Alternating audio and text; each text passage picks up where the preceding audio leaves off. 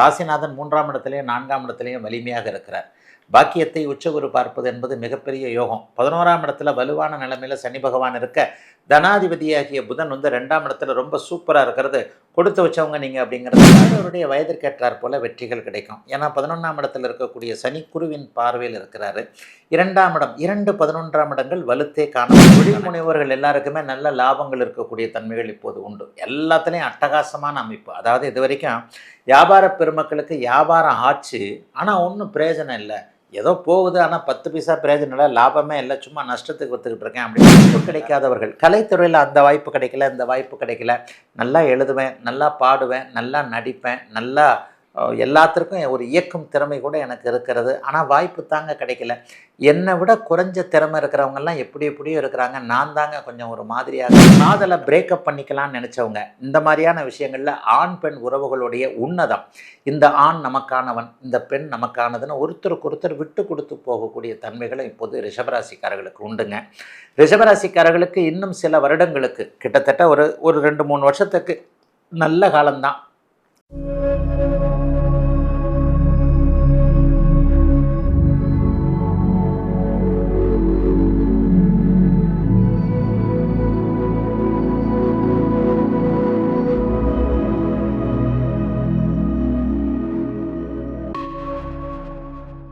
ஆன்மீக பரிகாரம் நேயர்கள் அனைவருக்கும் இனிய நல்வாழ்த்துக்கள்.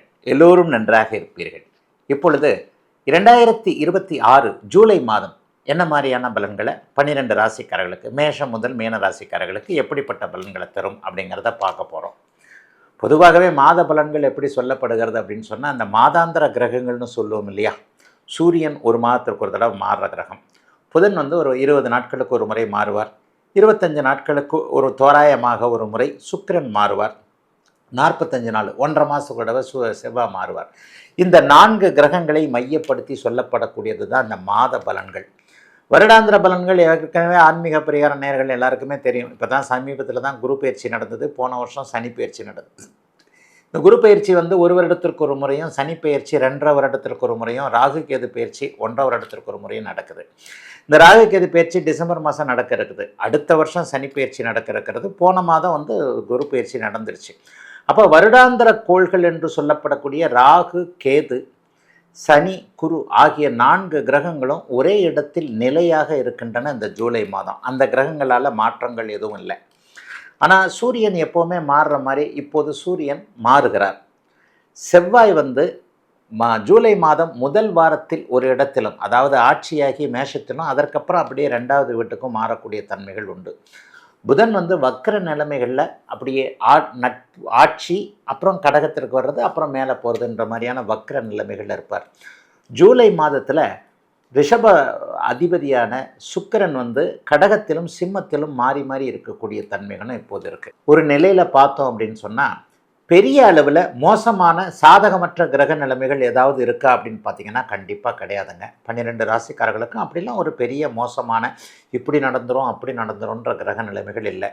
கோச்சாரத்தில் வந்து கெடுபலன்களை கொடுக்கக்கூடிய சனியே இப்போது உச்சகுருவின் பார்வையில் இருக்கிறார். 2வதாக செவ்வாய் இந்த ஜூலை மாதம் முழுவதும் சுபத்துவம் என்கின்ற ஒரு சுக்கிரனுடைய வீட்டில் ஒரு 20 நாட்களுக்கு மேலாக சுக்கிரனுடைய வீட்டில் இருக்கிறது. இந்த செவ்வாய் சனி 2 கிரகங்களும் வலிமையாக இருக்கின்றதை காட்டுது. ராகு கேதுக்கள் டிசம்பர் மாதம் தான் மாறுறாங்க. ஆக பெரும்பாலும் சாதகமான ஒரு நல்ல முயற்சிகள் பலிக்கக்கூடிய அமைப்பு தான் இந்த 12 ராசிக்காரர்களுக்கும் இருக்குமே தவிர, கெடுதல்கள் வரும் அப்படிங்கிறத நிச்சயமாக சொல்ல முடியாதபடி கெடுதல்களுக்கான ஒரு கிரக அமைப்புகள் இல்லை. எப்போயாவது ராகு கேதுக்களோடு இந்த மாத கிரகங்கள் சேரும்போது தான் கெடுபலன்கள் இருக்கும். ராகு கேதுக்களோடு இந்த மாத பலன்கள், குறிப்பாக ராகுவோடு எதுவும் சேரலை. மாதத்தின் இறுதி நிலையில் சுக்கிரன் மட்டும் கேதுவோடு சேருகிறார். சுக்கிரன் கேதுவோடு சேரும்போது அவர் பலம் பெறத்தான் செய்வதை தவிர கெடுதல் பலன்கள் இருக்காது. ஆக 12 ராசிக்காரர்களுக்கும் இப்பொழுது இந்த 2026 ஜூலை மாதம் எப்படிப்பட்ட பலன்களை தரும் என்பதை இப்போது தனித்தனியாக பார்க்கலாம். ரிஷபராசிக்காரர்களுக்கு நல்ல வாய்ப்புகள் கிடைக்கக்கூடிய மாதமாக இந்த மாதம் இருக்கும். ராசிநாதன் 3ஆம் இடத்திலையும் 4ஆம் இடத்திலையும் வலிமையாக இருக்கிறார். பாக்கியத்தை உச்சகுரு பார்ப்பது என்பது மிகப்பெரிய யோகம். 11ஆம் இடத்துல வலுவான நிலைமையில் சனி பகவான் இருக்க, தனாதிபதியாகிய புதன் வந்து 2ஆம் இடத்துல ரொம்ப சூப்பராக இருக்கிறது. கொடுத்து வச்சவங்க நீங்கள் அப்படிங்கிறத காட்டுது. தொழில் முனைவோர்கள் எல்லாருக்குமே நல்ல லாபங்கள் இருக்கக்கூடிய தன்மைகள் இப்போது உண்டு. எல்லாத்துலேயும் அட்டகாசமான அமைப்பு. அதாவது இது வரைக்கும் வியாபார பெருமக்களுக்கு வியாபாரம் ஆச்சு, ஆனால் ஒன்றும் பிரயோஜனம் இல்லை, ஏதோ போகுது, ஆனால் 10 பைசா பிரயோஜனம் இல்லை, லாபமே இல்லை, சும்மா நஷ்டத்துக்கு விற்றுக்கிட்டு இருக்கேன் அப்படின்னு நினச்சவங்க எல்லாருக்குமே லாபங்கள் வரக்கூடிய அமைப்புகள் இப்போது உண்டு. வெற்றிகள் கிடைக்கும். அவரவருடைய வயதிற்கேற்றார் போல வெற்றிகள் கிடைக்கும். ஏன்னா 11ஆம் இடத்தில் இருக்கக்கூடிய சனி குருவின் பார்வையில் இருக்கிறாரு. 2ஆம் இடம் 2 11ஆம் இடங்கள் வலுத்தே காணப்படுகின்றன. அப்போ என்ன, குடும்பம் அமைவதற்கான நல்ல அமைப்பு. இதுவரைக்கும் யாரை வெற்றி கொள்ள வேண்டும், எதில் வெற்றி கொள்ள வேண்டும், எதை ஜெயிக்க வேண்டும், எது கிடைக்க வேண்டும் என்கின்ற எண்ணத்தில் அத்தனை ரிஷபராசிக்காரர்களும் இருந்தீர்களோ அதில் எல்லாத்துலேயும் சக்ஸஸ் அமையக்கூடிய அமைப்புகள் கண்டிப்பாக இப்போது உண்டுங்க. பெரிய அளவில் நல்ல மாற்றங்கள் இப்போது கண்டிப்பாக எல்லாருக்குமே உண்டு. காதலில் வெற்றி கிடைக்குங்க. புதிதாக காதல் ஆரம்பிக்கக்கூடிய அமைப்பு இளைய பருவ அவங்க அத்தனை ரிஷபராசிக்காரர்களுக்கும் உண்டு. 2 11ஆம் இடங்கள் பணப்புழக்கத்தை அதிகரிக்கக்கூடிய அமைப்பு. புதுசாக இப்போ வரைக்கும் அந்த வியாபாரம் பண்ணலாம், அந்த வியாபாரம் பண்ணலாம்னு நினைக்கிறவங்களுக்கு இந்த ஜூலை மாதம் அதற்கான அறிமுகம் துவக்கம் எல்லாம் நல்லாவே இருக்கும். வாய்ப்பு கிடைக்காதவர்கள், கலைத்துறையில் அந்த வாய்ப்பு கிடைக்கல, இந்த வாய்ப்பு கிடைக்கல, நல்லா எழுதுவேன், நல்லா பாடுவேன், நல்லா நடிப்பேன், நல்லா எல்லாத்திற்கும் ஒரு இயக்கும் திறமை கூட எனக்கு இருக்கிறது, ஆனால் வாய்ப்பு தாங்க கிடைக்கல, என்னை விட குறைஞ்ச திறமை இருக்கிறவங்கெல்லாம் எப்படியோ இருக்கிறாங்க, நான் தாங்க கொஞ்சம் ஒரு மாதிரியாக இருக்கிறேன்னு நினைக்கிறவங்க எல்லாருக்குமே பெரிய வாய்ப்புகள் ரிஷபராசிக்காரர்களுக்கு கிடைக்கக்கூடிய தன்மைகள் நிச்சயமாக உண்டுங்க. ரிஷபராசிக்காரர்களுக்கு இப்போது யோக நேரம்னு சொல்லுவேன். 12 ராசிகள்லேயே ஒரு 2-3 ராசிகள் தான் நல்லா இருக்குது. அவங்களுக்கு எல்லாத்துக்கும் மகரத்திற்கும் ரிஷபத்திற்கும் துலாத்திற்கும் அற்புதமான காலகட்டமாக இப்போது அமைஞ்சிருக்குங்க. ரிஷபராசிக்காரர்கள் தைரியமாக எதையும் செயல்படுத்தக்கூடிய, ரிஸ்க் எடுத்து எதையும் செஞ்சு அதன் மூலமாக பணம் சம்பாதிக்கக்கூடிய அமைப்புகள் உண்டு. குடும்பத்தில் பிரிஞ்சு போகலாம்னு கணவன் மனைவி உறவு இருந்தது, காதலை பிரேக்கப் பண்ணிக்கலாம்னு நினச்சவங்க, இந்த மாதிரியான விஷயங்களில் ஆண் பெண் உறவுகளுடைய உன்னதம், இந்த ஆண் நமக்கானவன், இந்த பெண் நமக்கானதுன்னு ஒருத்தருக்கு ஒருத்தர் விட்டு கொடுத்து போகக்கூடிய தன்மைகளும் இப்போது ரிஷபராசிக்காரர்களுக்கு உண்டுங்க. ரிஷபராசிக்காரர்களுக்கு இன்னும் சில வருடங்களுக்கு கிட்டத்தட்ட ஒரு 2-3 வருஷத்துக்கு நல்ல காலம்தான்.